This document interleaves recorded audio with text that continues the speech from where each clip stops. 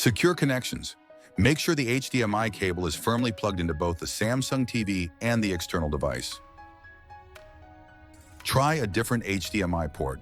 If the issue persists, try connecting the device to a different HDMI port on the TV and ensure the TV input is also set to that port. Use a different HDMI cable. A faulty or incompatible HDMI cable can also cause no signal errors.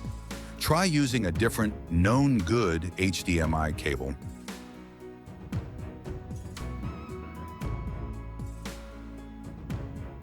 Check input settings, go to the TV's menu and navigate to the source or input settings.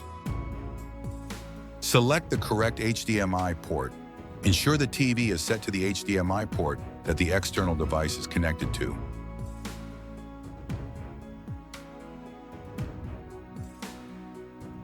Power off and unplug.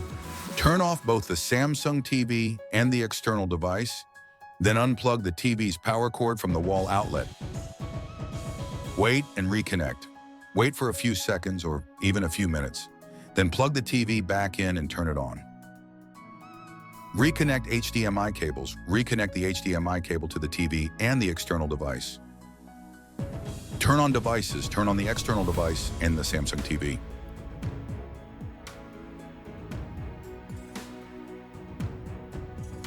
Check for firmware updates. Ensure your TV has the latest firmware installed, as updates can sometimes address HDMI-related issues.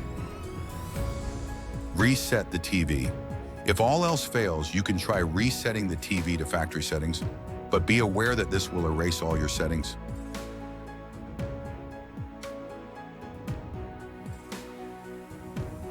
Enable HDMI CEC.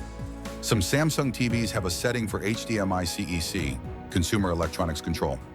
If enabled, it allows the TV to communicate with other devices connected via HDMI. Disable or enable HDMI CEC.